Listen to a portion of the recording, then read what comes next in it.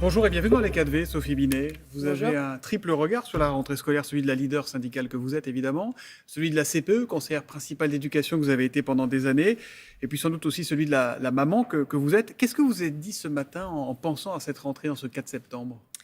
J'ai pensé très fort aux millions de familles, d'élèves et d'enseignants, parce que c'est un moment important, la rentrée, et on a toujours un peu la boule en ventre, en fait. Et la boule au ventre des élèves, les enseignants l'ont aussi. Les élèves s'en rendent pas forcément compte. Vous l'aviez quand vous étiez CPE, vous, la boule au ventre? Ah, quand même, c'est un moment Ouais. important, ouais, où il se passe beaucoup de choses.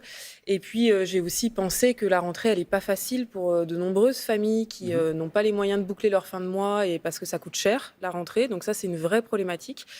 Et puis, par le fait qu'on manque énormément d'enseignants et d'enseignantes. Il y a 3 000 postes vacants, et donc il y a beaucoup d'élèves qui seront sans enseignants ou enseignantes devant eux, au moins sans enseignants titulaires. Donc il y a Mm. de vraies inquiétudes sur la capacité à avoir des enseignants devant tous les élèves. Mais qu'est-ce qu'il faudrait faire de plus que le gouvernement essaye de recruter? On manque de candidats.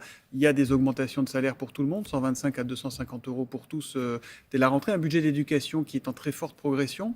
Qu'est-ce qui ne va pas en fait? Qu'est-ce qu'il faudrait changer? Il faudrait 2 choses. D'abord, il faudrait vraiment revaloriser le métier d'enseignant, et c'est pas le pacte qui va y répondre puisque, Donc les 125 à 250 euros net par mois? oui, mais c'est en échange de nouvelles tâches, alors que les enseignants ont déjà un temps de Parfait. travail très élevé, Mmh. contrairement, à toutes les caricatures entretenues. Les chiffres montrent que les enseignants et les enseignantes travaillent, pas loin de 45 heures par semaine. Mmh. Donc, c'est un des temps de travail les plus élevés en Europe. Donc il faudrait vraiment les revaloriser. Et puis la CGT propose de rétablir les pré-recrutements, c'est-à-dire, des dispositifs de pré-recrutement après le bac ou après le bac+2, avec, un salaire en échange d'un engagement à travailler dans l'éducation nationale, un nombre d'années donné. Donc rendre en fait en quelque sorte pendant quelques années ce qu'on a appris, pendant lequel on a été payé? Comme Exactement, et ça ce se fait qui dans certaines, permet, voilà, d'avoir un dispositif social, parce qu'aujourd'hui, le recrutement, il se fait au niveau master. C'est très difficile pour les étudiants et étudiantes de payer leurs études, avec des concours qui sont aussi très sélectifs, et donc ça permettrait d'avoir une mesure sociale pour diversifier le mmh. recrutement. Sophie Binet, vous dire qu'en principe on ne verra plus d'abaya dans les établissements français, c'est quelque chose qui vous plaît, qui vous satisfait, qui vous rassure en ce 4 septembre? J'ai interpellé le président de la République sur, cette question-là, parce que je pense que c'est très dangereux de faire, la rentrée scolaire sur cette annonce-là, avec une annonce aux 20 heures. Pour 2 raisons. D'abord parce que ça occulte, les vraies questions Mmh. dont j'ai parlé, tout à l'heure, et ensuite, plus grave, parce que ça stigmatise une partie de la population, toujours la même, au hasard, alors que cette question, elle concerne, au plus élevé, selon les chiffres de l'éducation nationale, Mmh. d'ailleurs, 150 Mais établissements vous, sur vous êtes pour 55 000. l'interdiction ou pas? Même s'il y a d'autres problèmes, vous êtes pour l'interdiction de l'abaya dans les établissements scolaires? Je suis pour l'interdiction des signes religieux. Ouais. Après, cette annonce, elle pose 2 problèmes. Le premier, c'est, est-ce que c'est au ministre de l'Éducation de définir ce qui est un signe religieux ou pas? Et Mmh. sur l'abaya, il y a débat. Et d'ailleurs, si on commence à dire que l'abaya, c'est un signe religieux, on voit bien derrière que là, c'est le Pour vous, débat ça ne l'est sur. pas? Ça se débat, et c'est Ouais. certainement pas la CGT qui doit dire si c'est un signe religieux ou Mmh. pas, mais la question qui est posée, c'est qui doit le faire, sachant que le Conseil du culte musulman dit que ça n'est pas un signe Mmh. religieux. Donc, il y a en tout cas un débat sur Jusqu'à qui. preuve du contraire, c'est pas une association religieuse qui décide des règles de laïcité à l'école.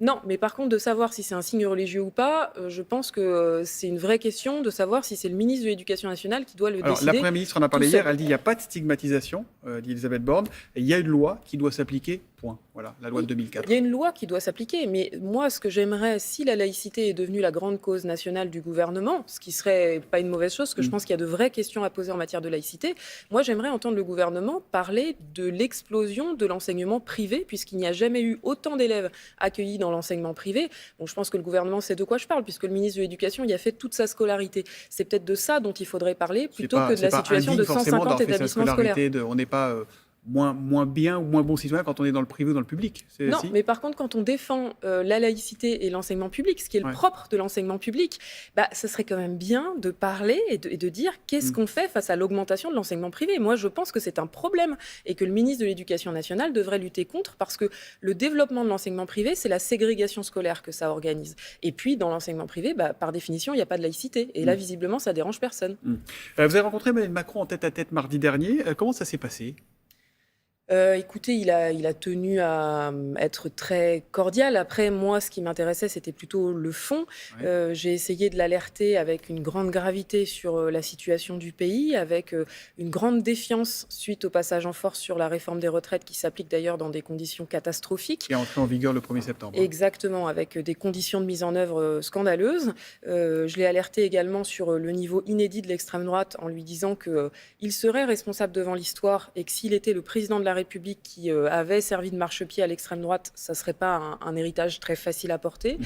Et puis je l'ai aussi alerté sur la question environnementale en lui disant que, on enregistrait les températures les plus chaudes jamais enregistrées sur, la surface de la planète et que c'était pas possible de continuer à foncer à grande vitesse dans le mur, qu'il fallait prendre des mesures Et vous avez l'impression immédiates. qu'il vous a écouté?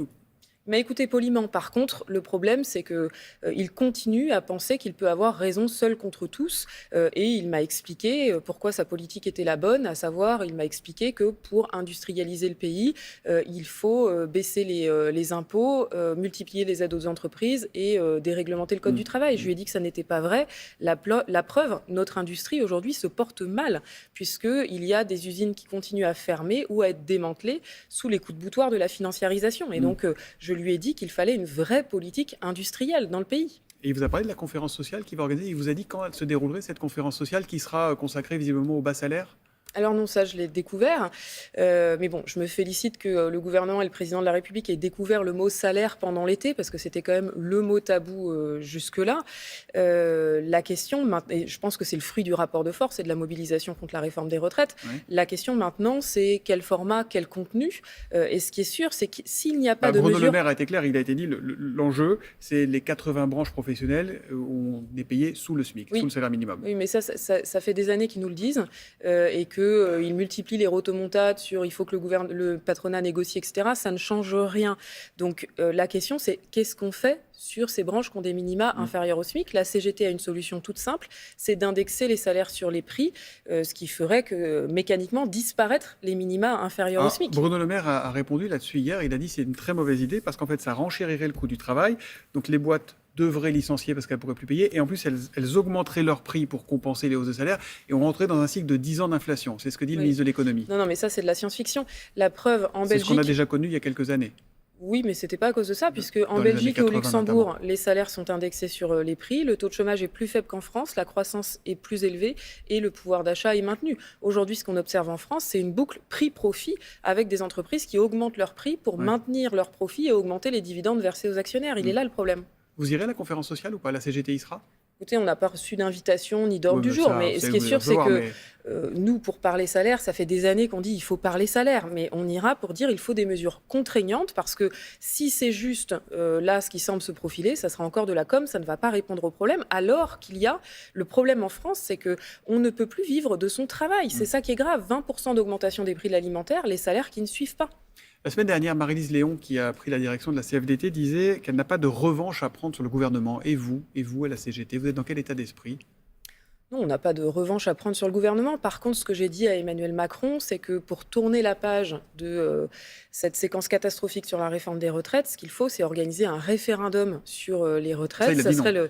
Il a dit non, Et malheureusement. il a redit non visiblement lors du séminaire, enfin de la réunion de Saint-Denis. Ce qui montre qu'il a toujours rien compris. Il nous dit je veux organiser un référendum. Le sujet sur lequel les Françaises et les Français veulent voter, c'est pas les institutions, c'est pas l'immigration, c'est la réforme des retraites. C'est là-dessus qu'il faut le faire. C'est pas plié la réforme des retraites, c'est pas terminé, elle est entrée en vigueur. Ça y est, c'est encore un combat à mener ou... Ah oui, bien sûr, parce qu'elle est rentrée en vigueur, mais elle est toujours aussi injuste et violente. Et ensuite, il y a des négociations qui ont lieu actuellement à tous les niveaux. Demain va s'ouvrir la négociation Agirc-Arrco sur les retraites complémentaires qui compte pour 20 à 50% du montant de la pension des salariés du privé. C'est une négociation très importante et la CGT va y aller justement pour minimiser l'impact de la réforme du régime général. De la même manière, nous nous battons pour obtenir l'ouverture dans toutes les branches et dans toutes les entreprises de négociations sur les départs anticipés pour pénibilité et les aménagements de fin de carrière pour les seniors. Parce qu'on a décalé à 64 ans l'âge de départ en retraite, sauf qu'il y a quasiment la moitié des boulots qu'on ne peut pas faire passer 60 ans. La prochaine date cochée sur l'agenda syndical, c'est le 13 octobre, vendredi 13 octobre, avec une journée de mobilisation. Pour demander quoi, en fait? Cette journée de mobilisation, elle est inédite parce que c'est une journée européenne Ouais. où dans tous les pays européens, on va se mobiliser contre l'austérité.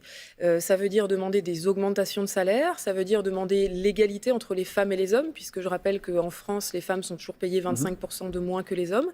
Et ça veut dire aussi se battre sur la question du budget 2024, donc du financement des services publics, de l'augmentation de salaire des fonctionnaires, du financement de nos hôpitaux qui vont très mal, pour dire que l'austérité, ça peut pas être une perspective Mais le d'avenir. 13 octobre, ça sera un one-shot ou l'idée, c'est d'enclencher un mouvement?